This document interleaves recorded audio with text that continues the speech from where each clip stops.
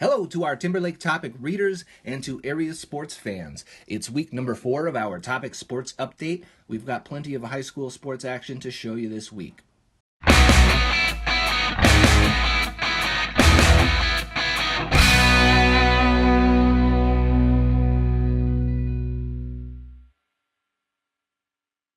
In volleyball action, the Timberlake Panthers had a winning streak snapped by the Harriet-Selby area Wolverines 3-1 at Selby, as the Wolverines won 25-15 and 25-14 in the first two sets before Timberlake won the third 25-22.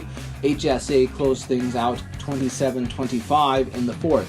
Lachey Nash had 15 kills at the net for Timberlake. Lauren Scholerman had 17 assists and 2 aces, and Sydney Maher had 3 aces and 32 digs for the Panthers.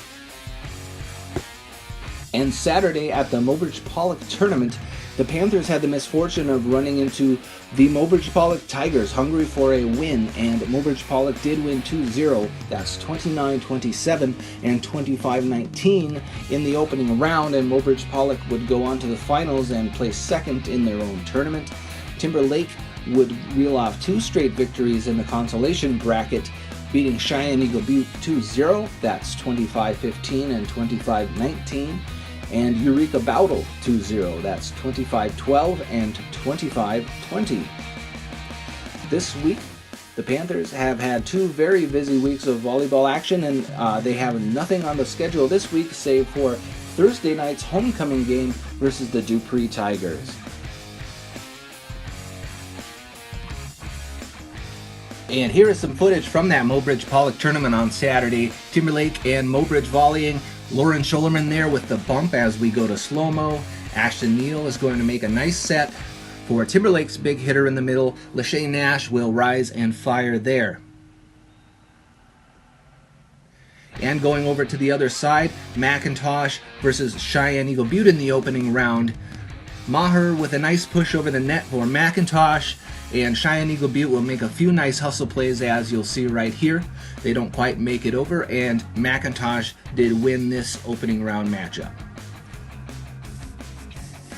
On Friday, the Lemmon and McIntosh Cowboys used an effective ground game to beat the Dupree Tigers 56-6 Friday at Dupree's field. Senior running backs Braden Peterson and Caleb Bucks, and with the offensive line of Lemmon McIntosh, they were too much for the Tigers to handle, as Peterson racked up 4 rushing touchdowns. Bucks added 229 rushing yards and 1 touchdown. The two teams were scoreless after the first quarter, but the Cowboys exploded for 38 points in the second quarter. Dupree got on the scoreboard before halftime as well, when quarterback Ford Traversy tossed a high-arching pass to Willard Knight. That 20-yard gain set up Traversy's 25-yard touchdown a play later. The Cowboys are 2-2 and have won 2 straight. They have their bye week this Friday, and they host Timberlake on September 22 at Lemmon. Dupree is 0-3 and hosts Standing Rock this Friday at Dupree. And we go to some footage here. Meyer, the quarterback for the Cowboys, drops back to pass. And in slow-mo, we see Big Eagle and Garrett Fisher with a nice pass rush from Dupree, hurrying the quarterback. Incomplete there to Peterson. And on this play, you'll see a fumble by Braden Peterson, picked up by Tristan Olvera there for Dupree. Also in 9-man football action, something had to give Friday night in Buffalo when 2 unbeaten 9-man teams met in a game that may well decide the regular season LMC title. The Hardin County Ranchers used a fourth quarter touchdown to take the lead and defeat the Timberlake Panthers 22-6, putting a stop to the Panthers' impressive run to open the season. The Ranchers are 4-0. They led 14-8 at halftime, but trailed 16-14 in the fourth, until a 45-yard touchdown run from Jake George went all the way to the end zone. The Panthers are 3-1. They host the Bison Cardinals, who are 2-1, this Friday at Timberlake's homecoming game.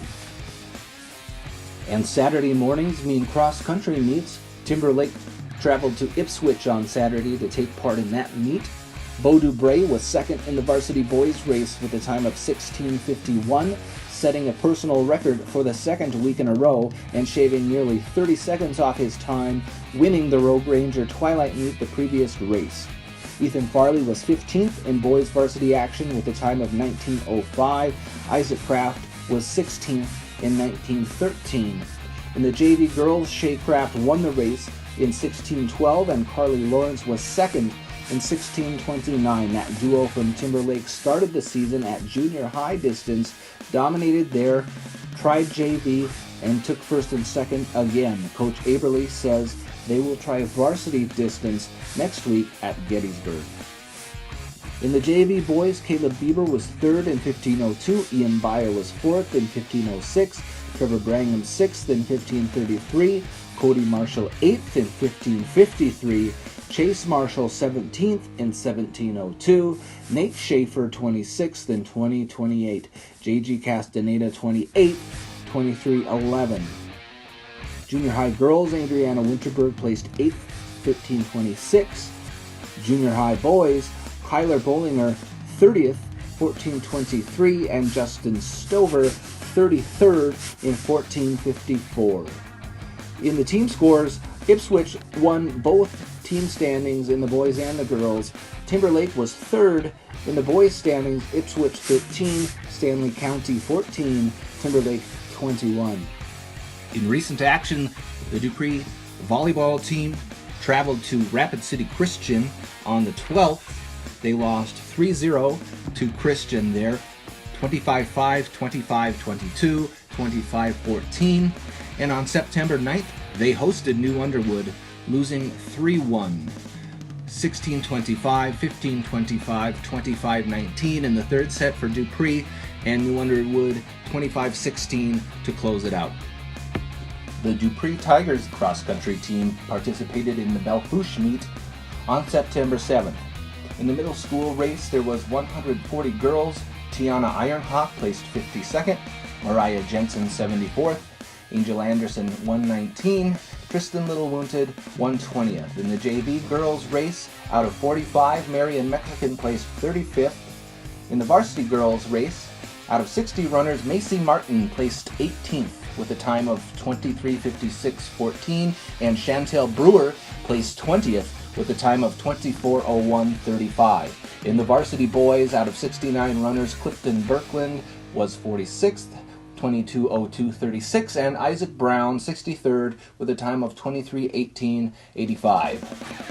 The McIntosh Tigers volleyball team also participated in that Mobridge Pollock tournament. They beat Cheyenne Eagle Butte 2-0 in the opening round, lost to Mobridge Pollock 2-0, and lost to Faith 2-0 as well. They next play at home on the 19th when they host Harriet Selby area.